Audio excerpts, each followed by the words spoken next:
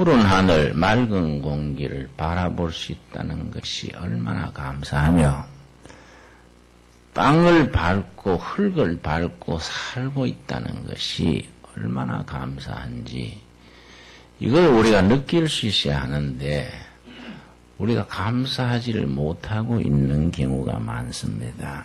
여러분, 우리가 살아서 숨 쉬고 있다는 것 자체, 이 자체를 감사할 수 있어야 하는데 우리는 어리석어요. 너무 불평, 불만, 감사하지 못할 조건만 자꾸 마음에 떠올리고 입으로 불평하고 그렇게 사는 우리 자신의 모습을 우리가 부끄럽게 생각해야 합니다. 살아계신 하나님 앞에서 우리가 그 자체를 숨쉬고 산다는 것 자체가 엄숙하고 감사하다는 것을 우리가 고백할 수 있어야겠습니다. 여러분, 빌립보서에 보면은 사도 바울이 감옥에 있으면서 마음에 넘치는 감사를 드리는 부분이 나옵니다. 빌립보서 1장 18절을 보겠습니다. 빌립보 교회에 대해서 사도 바울이 감옥에서 편지를 보내면서 썼습니다. 빌립보서 1장 18절입니다. 1장 18절 말씀. 그러면 무엇이뇨? 빌립보서 1장 18절 말씀. 그러면 무엇이뇨? 외모로 하나 참으로 하나 무슨 방도로 하든지 전파되는 것은 그리스도니 이로써 내가 기뻐하고 또한 기뻐하리라. 옥중에서 넘치는 기쁨을 말합니다. 2장 18절 말씀, 빌립보서 2장 18절 말씀. 이와 같이 너희도 기뻐하고 나와 함께 기뻐하라. 예나 지금이나 감옥 생활이 고달프기는 없을 텐데 옥중에서 내가 기쁨을 누리는 것 같이 감옥 밖에 있는 너희들도 그리스도로 인하여 기뻐하라. 3장 1절입니다. 3장 1절. 정말로 나의 형제들아 주 안에서 기뻐하라. 너희에게 같은 말을 쓰는 것이 내게는 수고로움이 없고 너희에게는 안전하니라. 4장 4절 말씀, 4장 4절 말씀. 여러분, 이 빌립보서의 주제가 그리스도로 인하여 누리는 기쁨입니다. Joy in the Christ. 그리스도 때문에. 세상의 무엇 때문이 아니라 이 땅에 오신 하나님, 나의 친구 되시는 하나님, 그리스도로 인하여 기뻐하는 삶, 이 빌립보서의 주제입니다. 4장 4절 말씀. 주 안에서 항상 기뻐하라. 내가 다시 말하노니 기뻐하라. 여러분, 우리가 숨쉬고 살고 있다는 것 때문에 그것이 그리스도 안에서 우리가 살아있다는 것 때문에 감사하고 기뻐할 수 있어야겠습니다. 6절 말씀. 아무것도 염려하지 말고 오직 모든 일에 기도와 간구로 너희 구할 것을 뭡니까? 감사함으로 하나님께 아뢰라. 그리고 5절 말씀. 모든 인간관계에 대해서 가까운 사람, 내 이웃에 대해서 나를 해코지 하는 사람, 억울하게 하는 사람, 나한테 상처 주는 사람, 모든 이웃에 대해서 어떤 마음을 가질 것인가? 5절 같이 읽겠습니다. 너희 관용을 모든 사람에게 알게 하라. 주께서 가까우시니라. 관용, 너그러움이다. 너그러움. 사람에 대하여 너그러워라. 나한테 상처 주는 사람, 해코지 하는 사람, 분통 터지게 하는 사람, 나 자신의 자존심에 상처를 주는 사람, 저 사람은 왜 저렇게 나쁠까? 이게 아니다. 그 사람이 나쁜 게 아니라 인간이거든, 인간이. 사람이기 때문에 그 사람도 나빠. 인간에 대해서 너그러워라. 너희 관용, 너그러움을 모든 사람이 알게 하라. 왜냐? 하나님이 우리를 사랑하시고 그 하나님 사랑 안에서 숨쉬고 산다는 것이 감격스럽고 푸른 하늘, 맑은 공기 이 자체가 하나님의 계시는 우리의 축복의 자리다. 이게. 그러니까 감사하라. 여러분, 이 빌립보에 바울이 가서 교회를 세울 때 얘기가 맨 처음 빌립보에 갔을 때가 오늘 읽은 본문 말씀 사도행전 16장입니다. 우리 한번 찾아보겠습니다. 사도행전 16장에 바울이 빌립보에 전도 여행을 갔을 때의 그 본문입니다. 여러분, 사도행전 16장을 역사를 바뀌게 하는 장, 그렇게 부릅니다. 사도행전 16장이 교회사에, 세계사에 굉장히 중요합니다. 그래서 역사를 변화시킨 장이다. 그렇게 부르는 겁니다. 왜 그렇게 부르느냐? 16장 6절 말씀. 성령이 아시아에서 말씀을 전하지 못하게 하시거늘 이 배경을 아셔야 합니다. 사도 바울이 3번 전도 여행을 다녀왔는데 지금 전도 여행의 방향을 아시아로 잡습니다. 사도 바울 마음속에 아시아 쪽에 먼저 복음을 전해야겠다. 이래 생각을 하고 출발을 했습니다. 근데 도중에 그리스도의 영, 성령께서 그 발걸음을 돌리게 하십니다. 아시아가 먼저가 아니다. 유럽으로 먼저 가라. 순전히 하나님의 뜻이 사도 바울의 계획을 중단시키고 발걸음을 돌리게 하셨습니다. 어떤 사람들이 한국 지식인들은 그런 생각합니다. 왜 민족 종교를 믿지 서양 종교를 믿느냐. 나한테 누가 그래요.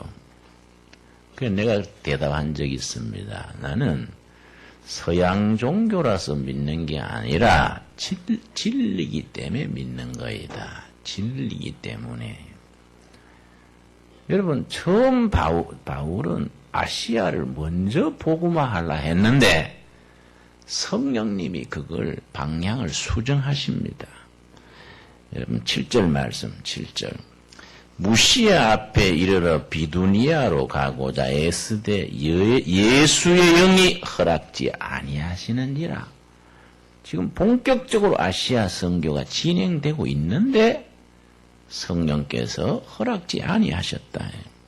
9절 말씀 밤에 환상이 바울에게 보이니 마게도냐 사람 하나가 서서 그에게 청하여 가로되 마게도냐로 건너와서 우리를 도우라. 마케도니아 지방은 유럽의 관문입니다. 태평양 쪽에서 이 아시아로 들어오려면은 부산이 관문입니다. 부산에 상륙해서 한반도를 가로질러서 중국으로 진출합니다. 그런 위치입니다. 지금 마케도니아 사람이 그쪽으로 복음을 전해달라고 환상 중에 나타났습니다. 그 환상을 보고 바울이 생각합니다. 10절이지요. 10절. 바울이 이 환상을 본 후에 우리가 곧 마게도냐로 떠나기를 힘쓰니 이는 하나님이 저 사람들에게 복음을 전하라고 우리를 부르신 줄로 인정함이라라. 그래서 사도행전 16장을 역사가 바뀌게 한 장이라고 부르는 것입니다. 여러분, 기독교가 그때 바울의 생각대로 아시아로 먼저 진출했으면 세계 역사가 달라졌겠지요. 분명히 하나님의 영이 하나님의 섭리를 따라 선교의 루트를 하나님이 계획하신 겁니다. 지금 또 중요한 겁니다. 이것이. 복음이 전파되어지는 그 루트 과정을 하나님의 영이 직접 관장하시고 이끌어 가시는 겁니다. 그때 환상 중에 본 대로 마케도니아로 들어가서 그 다음에 로마를 기독교화했습니다. 그 다음에 영국 스코틀랜드를 거쳐서 미국으로 건너갔습니다. 미국에서 한국에 복음이 전해졌습니다. 여러분, 코리아는 아시아에서 기독교가 처음으로 성공한 나라입니다. 여기에 의미가 있습니다. 아시아에서 처음으로 기독교가 성공했다는 것은 앞으로 아시아의 미래, 예수 아시아, 아시아를 복음화하는데 한국 교회가, 우리 교회가 책임이 있다는 겁니다. 책임. 그 책임이자 축복입니다. 그 축복을 감당할 때에 하나님께서 통일도 이루어 주시고 선진한국도 허락해 주실 줄로 믿습니다. 대단히 영광스러운 책임입니다, 여러분. 이 복음이 지상에서 전해지는 그 코스, 그 과정이 하나님의 그 계획 속에서 들어있다는 것을 사도행전 16장이 말해줍니다. 여러분, 그래서 그 바울이 마케도니아 지방으로 가서 첫 전도를 베푼 데가 지금 11절입니다. 11절, 12절 말씀. 드로아에서 배로 떠나 사모드라게로 직행하여 이튿날 네아폴리로 가고 거기서 어딥니까? 빌립보입니다. 빌립보서를 쓴 그 빌립보에 처음 발을 들여놓는 겁니다. 그 빌립보에 그때 발을 들여놓고 교회를 세웠습니다. 그 교회에 훗날 빌립보서 글을 보내는 겁니다. 그것도 감옥에서, 옥중에서 자기의 목숨을 걸고 복음 전했던 그 빌립보 교회에 향해서 내가 옥중에 기뻐하는 것이 너희들도 기뻐하라. 내가 다시 말하노니 기뻐하라. 이렇게 그리스도로 인하여 누리는 기쁨과 감사를 지금 강조를 하고 있습니다. 여러분, 12절 말씀 우리 같이 읽겠습니다. 거기서 빌립보에 이르니 이는 마케도냐 지경 첫 성이요 또 로마의 식민지라 이 성에서 수일을 유하다가 그 성에서 이제 복음 전도하는 역사를 지금 쭉 기록하고 있는데 그 성에서 어떤 핍박을 받느냐? 22절입니다. 22절 말씀. 무리가 일제 일어나 송사하니 상관들이 옷을 찢어 벗기고 매로 치라. 사도 바울과 그 전도대가 사로잡혀가지고 옷을 찢기고 매를 맞습니다. 23절. 많이 친 후에 옥에 가두고 간수에게 분부하여 든든히 지키라 하니 옷이 찢겨지고 매를 맞고 감옥에 지금 투옥당했습니다. 24절. 그가 이러한 영을 받아 저희를 깊은 옥에 가두고 그 발을 착고에 든든히 채웠더니 밤중쯤 되어 바울과 실라가 기도하고 하나님을 찬미하며 죄수들이 듣더라. 바로 요겁니다. 요거. 매 맞고 수갑 차고 발에 족쇄를 차고 옥중에 던져져서 한밤중에 하나님을 찬양하는 겁니다. 거기서 뭘로 감사하고 찬양할 수 있겠습니까? 그리스도로 인하여입니다. 그리스도로 인하여. 여러분, 그 빌립보 감옥 안에서 족쇄를 차고 매 맞고 그 자리에서 밤늦도록 찬송 부르는 감사하고 하나님께 찬미하는 그 바울의 그 영적인 세계, 그런 경지, 우리가 그런 경지를 우리가 본받아야 돼요. 우리가 너무 현실에 초라하고 소인배처럼 이런 불만 저런 불만 맨날 우리 자신에 매여서 벗어나지 못하는 우리를 돌이켜보면서 여러분 감사하고 찬양할 수 있어야 합니다. 예수님 때문에 숨쉬고 살아있다는 것 때문에 우리가 두 발로 땅을 딛고 살아갈 수 있다는 것 그 자체로서 감사할 수 있어야 합니다. 그 다음이 중요합니다. 그 다음 26절 말씀. 이에 호령이 큰 지진이 나서 옥터가 움직이고 문이 곧 다 열리며 모든 사람의 매인 것이 다 벗어진지라. 여러분, 한밤중에 옥중에서 찬양할 때에 지진이 나고 옥문이 확 열리고 수갑 찼던 것, 족쇄 찼던 것이 다 풀어졌습니다. 여러분, 나는 이 말씀에 더 넓게 적용해서 생각합니다. 지진이 일어나고 저 매여있던 게 다 수갑이 풀어지고 족쇄가 벗겨진 이 말씀에 대해서 나는 더 의미를 부여합니다. 우리 삶 속에, 우리 영혼에, 우리 삶에 지진이 일어나야 돼요. 우리 영혼 속에 너무 진부하고 고리타분하고 습관에 매여서 너무 초라하게 보잘것없이 매여서 살아가는 우리 영혼 속에 신령한 지진이 일어나서 우리 삶에 변화가 있어야 합니다. 내 자신을 얽어매고 있는 습관, 욕심, 초라한 것들에서 벗어나야 합니다. 벗어나서 하나님의 사람으로, 감사할 수 있는 사람으로, 예수님 때문에 기뻐할 수 있는 우리 사람으로 우리 삶의 변화가 일어나야 합니다. 그런 우리 영혼에 스파크가 일어나야 돼요. 여러분, 전기 만져보셨지요? 어떨 때 만지면 온몸에 찡하고 자극이 옵니다. 전선과 전선이 부딪히면 반짝 새파란 불이 일어납니다. 그걸 스파크라 그래요. 우리 영혼에, 우리 심령에, 우리 삶의 한가운데 예수님으로 인하여 하늘로 임하는 은혜로 인하여 우리 심령에 그런 영혼의 불꽃이 있어지기를 바랍니다.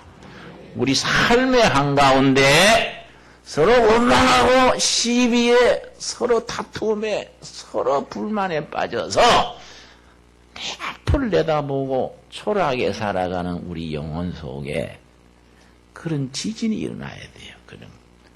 이 신앙의 세계에 일어나는 이 감사와 감격이 있어야 돼요. 여러분, 이 영의 세계입니다. 영의 세계. 여러분, 우리 영혼 속에, 우리 가정 속에 진부한 일상생활 속에서 그런 영혼의 지진이 일어나고 영적인 불꽃이, 불씨가 짚어지고 우리를 얽어매고 있는 관습, 습관, 모든 고리타분한 것들이 풀어지는 그런 간격, 그런 간격. 사도 바울이 전한 복음은 그런 복음입니다. 그런 예수입니다. 그런 예수. 여러분, 그걸 위해서 우리가 기도해야 됩니다. 여러분, 빌립보서 아까 말씀드렸지요? 옥중에서 그리스도로 인하여 누리는 기쁨, joy in the Christ. 오로지 한 가지, 도무지 감사할 것이 없는데 딱 한 가지, 다른 사람이 소유하지 못했는 예수 때문에 누리는 기쁨, 그 기쁨을 쓴 서신이 바울의 빌립보서입니다. 그 빌립보서 4장 13절 말씀 뭐라 그랬습니까? 어디서 그런 기쁨과 그런 감사, 그런 관용, 인간에 대한 너그러움, 하나님에 대한 감사, 자기 심령 속의 기쁨이 어디서 임한 것인가? 4장 13절입니다. 빌립보서 4장 13절 말씀. 빌립보 4장 13절 속에 나도 바울처럼 베드로처럼 위대한 신앙의 선배들처럼 그렇게 기쁨을 누리며 감사할 수 있다. 그게 어디서 오는 거인가? 4장 13절 같이 읽겠습니다. 내게 능력 주시는 자 안에서 내가 모든 것을 할 수 있느니라. 나 자신으로는 이룰 수 없습니다. 나 자신으로는 할 수 없는데 그리스도로 인하여, 내가 능력 주시는 자로 인하여 내가 할 수 있다. 여러분, 우리들의 신앙 고백이 될 수 있기를 바랍니다. 우리 기도하겠습니다.